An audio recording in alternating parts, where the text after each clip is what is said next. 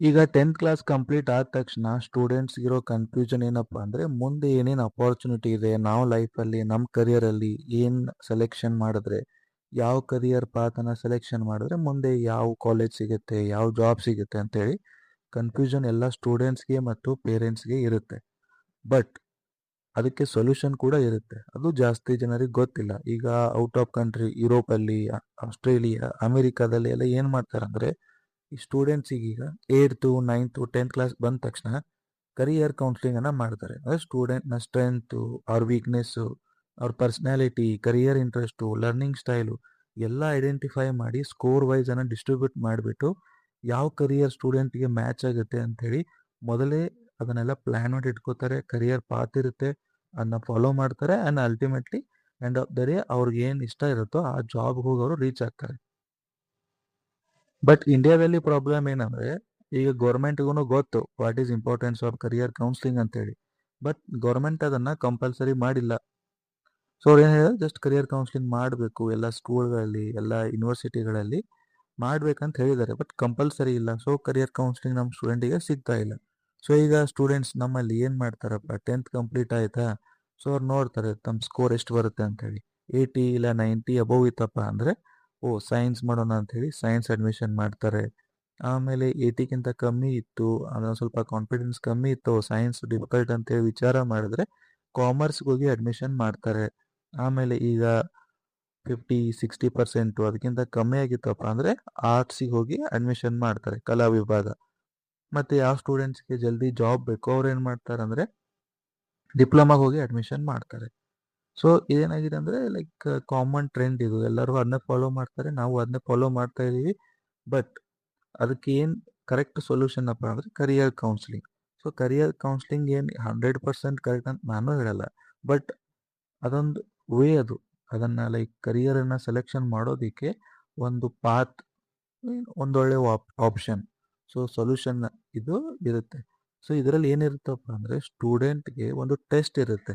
So ಆ ಟೆಸ್ಟಲ್ಲಿ ಸ್ಟೂಡೆಂಟ್ನ ಪರ್ಸ್ನಾಲಿಟಿ, ಕರಿಯರ್ ಇಂಟ್ರೆಸ್ಟು, ಅವ್ರ ಲರ್ನಿಂಗ್ ಸ್ಟೈಲು, ಅವ್ರ ವೀಕ್ನೆಸ್ಸು, ಸ್ಟ್ರೆಂತು ಎಲ್ಲ ಐಡೆಂಟಿಫೈ ಮಾಡಿ ಒಂದು ರಿಪೋರ್ಟ್ ರೆಡಿ ಆಗುತ್ತೆ ಸ್ಕೋರ್ ವೈಸ್. ಅಂದರೆ personality score, skill wise score ಎಲ್ಲ ಇರುತ್ತೆ.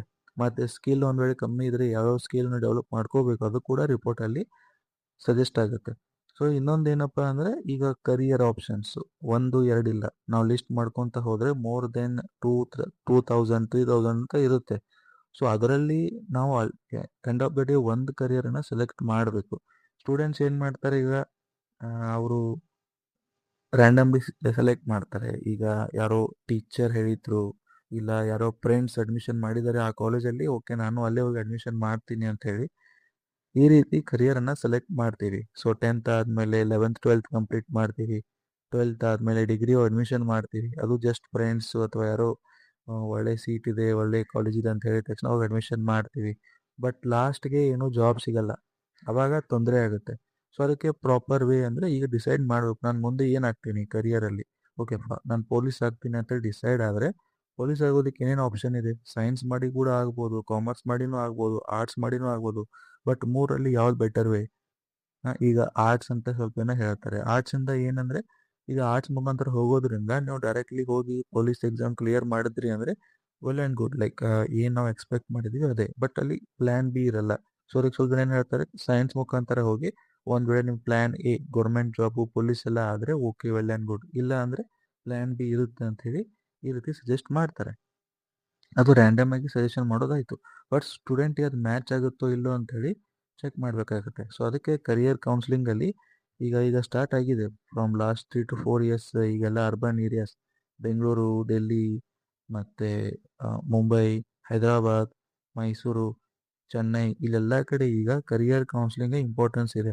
ಸ್ಟೂಡೆಂಟ್ಸ್ ಎಲ್ಲ 4,000 5,000 ರೂಪಾಯಿ ಖರ್ಚು ಮಾಡಿಬಿಟ್ಟು 10th ಆದಮೇಲೆ ಪ್ರಾಪರ್ ಕರಿಯರ್ ಕೌನ್ಸಿಲಿಂಗ್ ಮಾಡ್ಕೊಂಡು ಟೈಮ್ ತೊಗೊಂಡು ರಿಸರ್ಚ್ ಮಾಡಿ ಒಳ್ಳೆ ಕರಿಯರ್ನ ಡಿಸೈಡ್ ಮಾಡಿ ಅದಕ್ಕೆ ತಮ್ಮದು ಏನು ಕರಿಯರ್ ಪಾತ್ ಇರುತ್ತೆ, ಅಡ್ಮಿಷನ್ ಇರುತ್ತೆ, ಅದನ್ನ ಸ್ಟಾರ್ಟ್ ಮಾಡ್ತಾರೆ. ಮತ್ತು ಇನ್ನೊಂದು ಏನಂದರೆ, ಈ ಸ್ಟೂಡೆಂಟ್ಸ್ ಕರಿಯರ್ ಕೌನ್ಸಿಲಿಂಗ್ ಏನು ಜಸ್ಟ್ ಏನು ಒಂದು ದಿವಸದಲ್ಲಿ ಮುಗಿದೋಗುತ್ತೆ ಕರಿಯರ್ ಕೌನ್ಸಿಲಿಂಗ್. ಸೊ ಅದನ್ನು ನೆಗ್ಲೆಕ್ಟ್ ಮಾಡಿದ್ರೆ ನೆಕ್ಸ್ಟ್ 35 ಇಯರ್ಸ್ ಸಫರ್ ಮಾಡಬೇಕಾಗುತ್ತೆ. ಅದು most important thing. Because career ಏನೇ ನೀವು ಡಿಸೈಡ್ ಮಾಡಿದ್ರು ಅದು ನಿಮಗೆ ಇರುತ್ತೆ, ನಿಮ್ಮದೇ result ultimately. 11th and 12th ಆಗಲಿ, ಡಿಗ್ರಿ ಆಗಲಿ, ಮಾಸ್ಟರ್ಸು, PhD, ಜಾಬು, ಇದರಲ್ಲಿ ನಿಮ್ಮ ನೆಕ್ಸ್ಟ್ 30 to 35 ಇಯರ್ಸ್ ಇರುತ್ತೆ. ಸೊ ನೀವು ಪ್ರಾಪರಾಗಿ ಕರಿಯರ್ ಕೌನ್ಸಿಲಿಂಗ್ ಮಾಡಲಿಲ್ಲ ಅಂದರೆ ಅದು ಏನು ರಿಸಲ್ಟ್ ಇದೆ, ಲೈಕ್ ಪಾಸಿಟಿವ್ ಇರಲಿ ನೆಗೆಟಿವ್ ಇರಲಿ, ಅದು ನಿಮ್ಮ ಮೇಲೆ ಎಫೆಕ್ಟ್ ಕೊಡೋದು. ಸೊ ಅದಕ್ಕೆ ಇಟ್ ಈಸ್ ಬೆಟರ್ ದಟ್ ನೀವು ಕರಿಯರ್ ಕೌನ್ಸಿಲಿಂಗನ್ನು ಮಾಡಿಕೊಂಡು ಮುಂದೆ ಹೋಗೋದು. ಸೊ ನಾವು ಕರಿಯರ್ ಕೌನ್ಸಿಲಿಂಗ್ ಪ್ರೊವೈಡ್ ಮಾಡ್ತೀವಿ. ಆ್ಯಂಡ್ ನನ್ನ ಹೆಸರು ಶಿವಾನಂದ್. ನಾನು ಇದ್ರ ಸಲುವಾಗಿಯೇ 10th ಕಂಪ್ಲೀಟ್ ಆದಂಥ ಸ್ಟೂಡೆಂಟ್ಸ್ಗಳಿಗೆ ಗೈಡೆನ್ಸ್ ಮಾಡಬೇಕಂತೇಳಿ ಒಂದು ಬುಕ್ ಕೂಡ ಪಬ್ಲಿಷ್ ಮಾಡಿದ್ದೀನಿ, ನೋ ಯುವರ್ ಫ್ಯೂಚರ್ ಕರಿಯರ್ ಅಂತೇಳಿ. ಸೊ ಸ್ಟೂಡೆಂಟ್ಸ್ ಇಂಟ್ರೆಸ್ಟ್ ಇದ್ದರೆ ನನಗೆ ಕಾಂಟ್ಯಾಕ್ಟ್ ಮಾಡಿ, ಆ ಬುಕ್ ಕೂಡ ನಾನು ನಿಮಗೆ ಪ್ರೊವೈಡ್ ಮಾಡ್ತೀನಿ. ಆಮೇಲೆ ಕರಿಯರ್ ಕೌನ್ಸಿಲಿಂಗ್ ಬೇಕಪ್ಪ ಅಂದರೆ ಈಗ ನಾವು like urban, like Bengaluru, Hyderabad, Delhi ಎಲ್ಲ ಎಷ್ಟು ಚಾರ್ಜ್ ಮಾಡ್ತಾರೋ ಅಷ್ಟು ಕಾಸ್ಟ್ಲಿ ಎಲ್ಲ ನಾವು ಚಾರ್ಜ್ ಮಾಡಲ್ಲ. ನಾವು ಕಮ್ಮಿ ಅಮೌಂಟಲ್ಲೇ ನಿಮಗೆ ಕರಿಯರ್ ಕೌನ್ಸಿಲಿಂಗನ್ನು ಪ್ರೊವೈಡ್ ಮಾಡ್ತೀವಿ. ಸೊ ನಾವು ಒಂದು ಸ್ಟೂಡೆಂಟ್ಗೆ ಕರಿಯರ್ ಕೌನ್ಸಿಲಿಂಗ್ ಮಾಡೋದಕ್ಕೆ 2000 ರೂಪೀಸ್ ಚಾರ್ಜ್ ಮಾಡ್ತೀವಿ.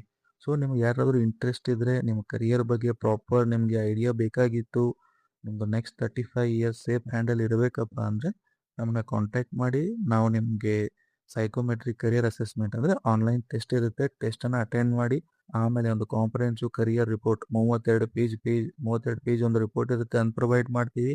ಆಮೇಲೆ ಎಲ್ಲ ಎಕ್ಸ್ಪ್ಲೇನ್ ಮಾಡಿಕೊಡ್ತೀವಿ. ನಿಮ್ದೇನೇ ಲೈಕ್ ಏನೋ ರಿಸರ್ಚ್ ಮಾಡಬೇಕು ಕರಿಯರ್ ಬಗ್ಗೆ ಅಂದರೆ ಪ್ರಾಪರಾಗಿ ಫಸ್ಟ್ ಅದನ್ನ ಮಾಡಿ ಆಮೇಲೆ ನಿಮ್ದೇನು ಅಡ್ಮಿಷನ್ ಇದನ್ನು ಮಾಡ್ಕೋಬೋದು. ಓಕೆ, ಸೊ ಮತ್ತೇನಾದರೂ ಡೌಟ್ಸ್ ಇದ್ದರೆ ನಮ್ಮನ್ನ ಕಾಂಟ್ಯಾಕ್ಟ್ ಮಾಡಿ. ನಮ್ಮ ಕಾಂಟ್ಯಾಕ್ಟ್ ಡೀಟೇಲ್ಸನ್ನು ಈ ವಿಡಿಯೋದ ಡಿಸ್ಕ್ರಿಪ್ಷನಲ್ಲಿ ಪ್ರೊವೈಡ್ ಮಾಡಿರ್ತೀವಿ. Thank you for watching. Have a great day.